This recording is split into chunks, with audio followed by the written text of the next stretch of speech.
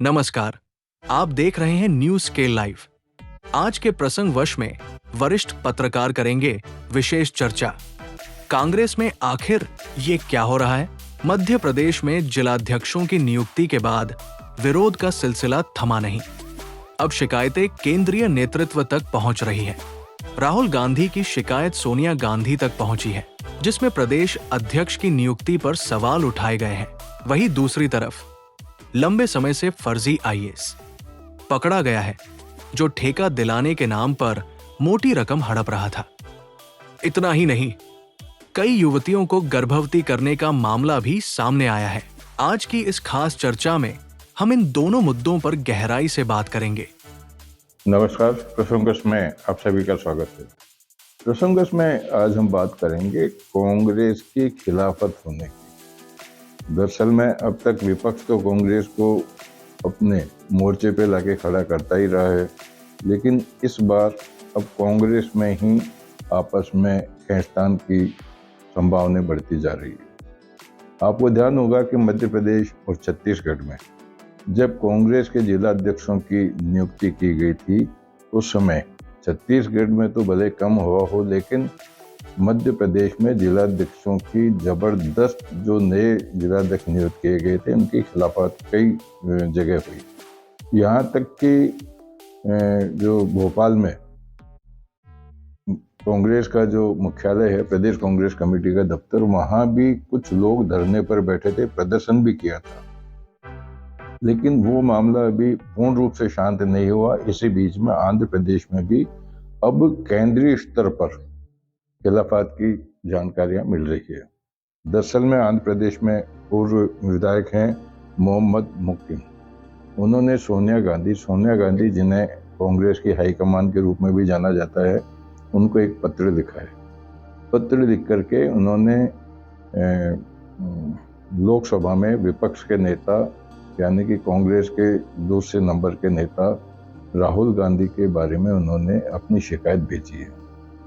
उन्होंने कहा कि राहुल गांधी की यात्रा के दौरान कोई नतीजा नहीं निकला। अभी जब राहुल गांधी 3 दिन की यात्रा पर आए थे, तो वो जमीन से जुड़े कांग्रेस कार्यकर्ताओं से नहीं मिले, केवल मात्र ऊपरी लोगों से मिले, जिससे उनकी यात्रा को कोई लाभ नहीं हुआ। लेकिन यह बात अब सामने इसलिए आ रही है कि वहाँ प्रदेश कांग्रेस के अध्यक्ष के रूप में भक्त दास की नियुक्ति की गई है। भक्त दास की नियुक्ति करने को लेकर के उन्होंने कहा कि भक्त दास को पीसीसी चीफ बनाया गया है, लेकिन उनके कार्यकाल में कांग्रेस में इजाफा होना या कांग्रेस की मजबूती पर कई सवाल खड़े हुए हैं।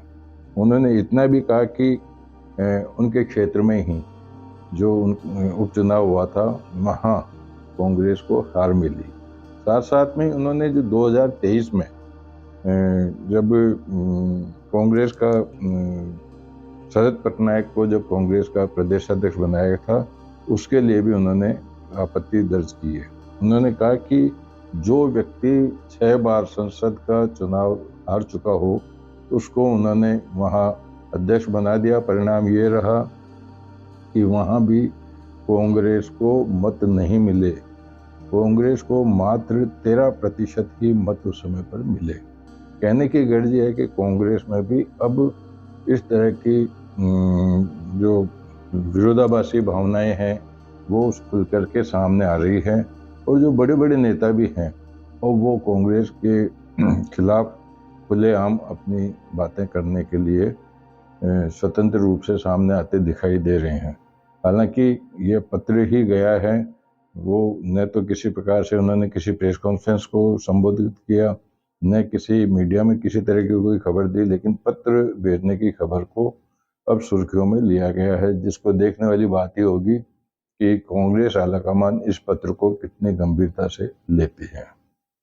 ये तो बात होगी। बात करते हैं कि धोखाधड़ी का मामला किस हद तक चला जाता है, वो भी देखने वाली बात होगी।